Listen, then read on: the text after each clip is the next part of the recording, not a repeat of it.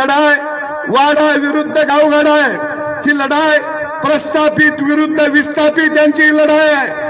आणि म्हणून खऱ्या अर्थानं या मतदारसंघामध्ये पवार साहेब कुणाला बी देऊन देतील। काय काय म्हणते ती, साहेबांचं वय 84 आणि सभा आता 84 घेणार आहे। आता साहेबाला काय काम आहे? काय मसरं राखायची आहेत, काय पाणी पाजायचं, शोच धंदा करायचा।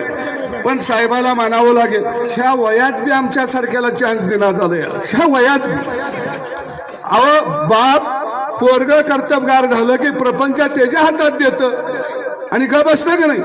पण हे म्हातारं खडूस आहे, तिजोरीची किल्ली कमराला लावून हिंडतया। अजित दादा किल्लीकडे बघून बघून म्हातारं झालं।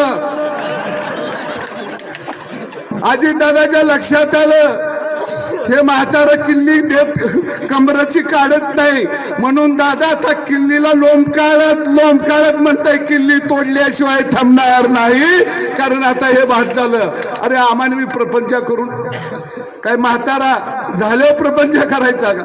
आणि म्हणून दादा सुद्धा मोठ्या ताकदीनं खऱ्या अर्थानं विकासासाठी हे भारतीय जनता पक्षाबरोबर आले। मी सांगोला आणि